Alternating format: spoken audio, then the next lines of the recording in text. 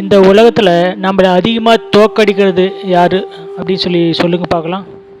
அது உங்கள் எதிரிங்க இல்லை, உங்களுடைய சுச்சுவேஷன் இல்லை நீங்கள் வறுமையாக இருக்கீங்க அதுதான்னா அதுவும் இல்லை. அது என்னன்னு சொல்லட்டுங்களா? அது நம்ம மனசு தான். ஒரு நிமிஷம் அமைதியாக இருங்க.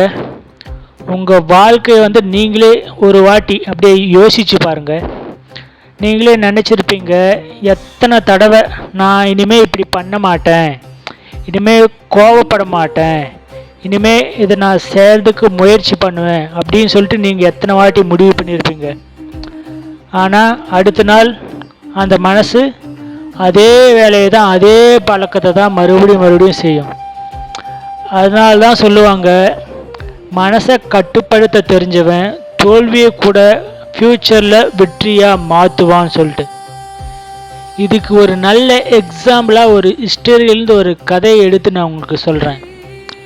அலெக்சாண்டர் ஒரு காலத்தில் உலகமே நடுங்கிற மாதிரி ஒரு மன்னன் இருந்தான். அவர் பேர் தான் அலெக்சாண்டர். அவருக்கு நாட்டை வெல்லணும், பேர் வாங்கணும், எல்லாரையும் அடக்கணும் அப்படிங்கிற ஒரு பெரிய ஆசை அவர் மனசுக்குள்ளே இருந்துச்சு. ஒரு நாள் அவர் இந்தியாவுக்கு வராரு. ஒரு முனிவரை பார்க்குறாரு. முனிவரோட கையில் எதுவுமே இல்லை, ஆனால் அவர் முகத்தில் ஒரு அமைதி நல்லா தெரிஞ்சுது. அலெக்சாண்டர் அவர் என்ன கேட்குறாருன்னா, நீங்கள் என்ன பண்ணுறீங்க? அதுக்கு முனிவர் சொல்கிறாப்படி, நான் என் மனசை கவனிக்கிறேன்னு. அலெக்சாண்டர் சிரிச்சாப்படி, நான் உலகத்தையே ஜெயிச்சவன், நீ மனசை மட்டும் ஜெயிக்கிறேன்னு சொல்கிற அப்படின்னு சொல்லிட்டு அவரை பார்த்து சிரிக்கிறாரு. இப்போ முனிவர் அவர்கிட்ட அமைதியாக சொல்கிறாரு என்னென்னா, நீங்கள் உலகத்தையே ஜெயிச்சிருந்தாலும் உங்கள் கோபம், பயம், ஆசை இவைகளை உங்களால் ஜெயிக்க முடியல. அதனால தான் நீங்கள் இன்னும் அமைதியை எட்ட முடியலை அப்படின்னு சொல்கிறாரு.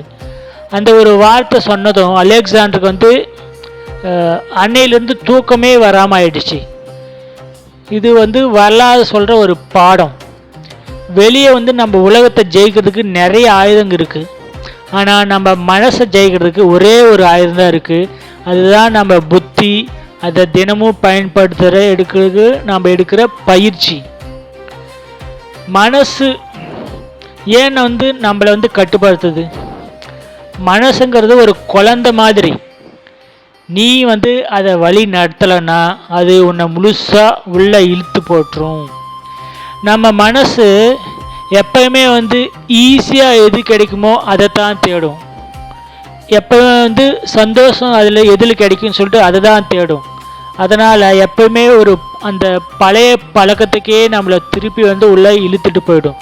அதனால்தான் கோபம் வந்தால் உடனே பேசுகிறோம், பயம் வந்தால் முயற்சி அப்படியே விட்டுடுறோம், தோல்வி வந்தால் நம்மளை நாமளே வெறுக்கிறோம்.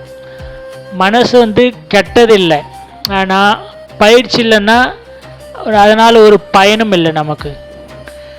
மனசை கட்டுப்பாடுறதுக்கு ஒரு 5 எளிய வழிகள் சொல்கிறேன் உங்களுக்கு. எண்ணத்தை கவனிக்க பழகுங்கள் சொல்கிறாங்க. ஒரு எண்ணம் வந்துச்சுன்னா அதை உடனே நம்பாதீங்க. நான் தோற்றவன், எனக்கு இது வராது, எல்லாம் முடிஞ்சு போச்சு, இது உண்மை இல்லை, இது ஒரு எண்ணம் மட்டும்தான். எண்ணங்கிறதே உண்மை இல்லை. இது நம்ம முதல்ல நம்பணும். கோபம் வந்தால் ஒரு 10 செகண்ட் கொஞ்சம் சைலண்ட்டாக இருங்க. நம்ம வரலாற்றை எடுத்து பார்த்தோன்னா பெரிய பெரிய ராஜாக்கள் கூட அவங்க ஒரு முடிவு எடுக்கணும் அப்படின்னு சொல்லிட்டு முடிவு பண்ணுறதுக்கு முன்னாடி அமைதியாக ஒரு 10 நிமிஷம் உக்காந்துருப்பாங்க. கோபம் வந்தால் உடனே பேசாதீங்க.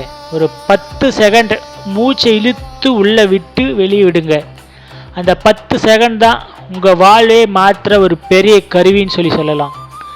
ஒரு நாளைக்கு ஒரு 5 நிமிஷம் தனிமையாக இருந்து பாருங்கள். மொபைல் இல்லாமல், யாருமே இல்லாமல் 5 நிமிஷம் அமைதியாக உட்காருங்க. மனசு இப்போ உங்ககிட்டே பேச ஆரம்பிக்கும். அப்போ தான் நம்ம நம்மளால் புரிஞ்சுக்க முடியும். ஹிஸ்ட்ரியை எடுத்து படித்து பாருங்கள். அதில் ராமர், புத்தர், விவேகானந்தர் இவங்க எல்லாரும் அவங்களுடைய மனசை ஜெயிச்சவங்க. அவங்க வாழ்க்கை சொல்கிறது ஒன்று தான், நாம் மாற்றினால் உலகம் தானாக மாறும். இதுதான் வந்து அவங்களுடைய தாரக மந்திரம். நீங்கள் உங்களுடைய மனசோடே பேச பழகுங்க. நீங்கள் உங்கள் நண்பன்கிட்ட வந்து நல்லா பேசுவீங்க, ஆனால் உங்கள் மனசோட வந்து நீங்கள் ரொம்ப கடுமையாக பேசுவீங்க. நீ வந்து ஒன்றுத்துக்கும் லாய்க்கில்லாதவன், நீ தோற்று போனவன், இந்த விஷயத்தை இந்த பேச்சை வந்து நீங்கள் முதல்ல மாற்றுங்க. உங்கள் மனசுக்கே நீங்கள் முதல்ல ஒரு நண்பனாக இருக்க ஆரம்பிங்க. நான் கடைசியாக ஒன்று சொல்ல விரும்புகிறேன். இந்த உலகத்தில் உங்களை வந்து யாரும் தோற்கடிக்க முடியாது. நீங்கள் உங்களை வந்து விட்டு கொடுக்கும் வரை. நினைவில் வச்சுக்கோங்க, மனசை அடக்கினா வாழ்க்கை அடங்கும், வாழ்க்கை அடக்கினா வெற்றி ஓடி வரும். இன்றைக்கி வந்து ஒரு சின்ன பயிற்சி வந்து செய்யுங்க. உங்கள் மனசுக்குள்ளே நீங்களே சொல்லுங்கள், நான் என் மனசோட அடிமை இல்லை, என் மனசு என்னுடைய அடிமை அப்படின்னு சொல்லிட்டு சொல்லிக்கிட்டே இருங்க. ஸோ இந்த வீடியோ வந்து உங்களுக்கு வந்து யூஸ்ஃபுல்லாக இருந்துச்சுன்னா லைக் பண்ணுங்கள், ஷேர் பண்ணுங்கள் and subscribe Manickam views channel. ஏன்னா வந்து இது ஒரு சாதாரண வீடியோ இல்லை, உங்களோட வாழ்க்கைக்கு வந்து ஒரு பெரிய ஒரு பயணமாக இருக்கிறதுக்கான வாய்ப்பாக இருக்கும். நம்ம மனசு ஒரு கடல் மாதிரி, ஒரு நாள் அமைதியாக இருக்கும், ஒரு நாள் வந்து புயலாக கொந்தளிக்கும். ஆனால் நினைவில் வச்சுக்கோங்க, கடலுக்கு வந்து எல்லை இல்லாத மாதிரி தெரிஞ்சாலும் அதை கட்டுப்பாடுறதுக்கு வந்து ஒரு கரை இருக்குது. அந்த கரை தான் வந்து உங்களுடைய அறிவு.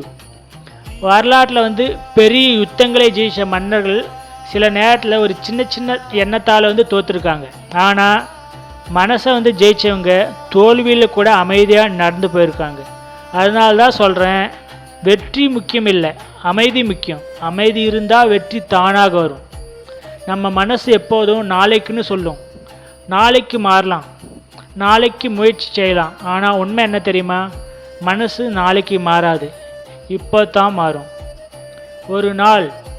ஒரு நாள் நீங்கள் உங்கள் மனசை கட்டுப்படுத்த ஆரம்பிச்சிங்கன்னா, கோபம் உங்களை கட்டுப்படுத்தாது, பயம் உங்களை நிறுத்தாது, மற்றவள் சொல்வது உங்களை உடைக்காது. அந்த நாள் தான் நீங்கள் உண்மையிலேயே பெரிய மனிதனாக பிறந்த நாள். இன்று உங்களை தோற்கடித்தது ஒரு சூழ்நிலையாக இருக்கலாம், ஆனால் நாளை உங்களை வெற்றியாளனாக மாற்றப்போது உங்களோட மனசு தான். உலகத்தை மாற்ற 1000 பேர் தேவையில்லை, உங்கள் மனசை மாற்றம் ஒரே ஒரு போதும், அது நீங்கள் தான். வேண்டும்னா உங்கள் மனசை நீங்கள் கட்டுப்படுத்துறது எப்படின்னு சொல்லிட்டு சில புக்ஸ் எல்லாம் நான் வந்து கமெண்ட்ஸில் ரெஃபர் பண்ணுறேன். நீங்கள் அதை போய் படித்து தெரிஞ்சுக்கிட்டு உங்கள் மனசை நீங்களே எப்படி வெல்வது அப்படின்னு தெரிஞ்சுக்கிட்டு அதுக்கேற்ற மாதிரி உங்கள் வாழ்க்கையை மூவ் ஆன் பண்ணுங்கள். உங்களிடம் விடைபடுவர் உங்கள் மாணிக்கம். தேங்க்யூ ஃபார் வாட்சிங்.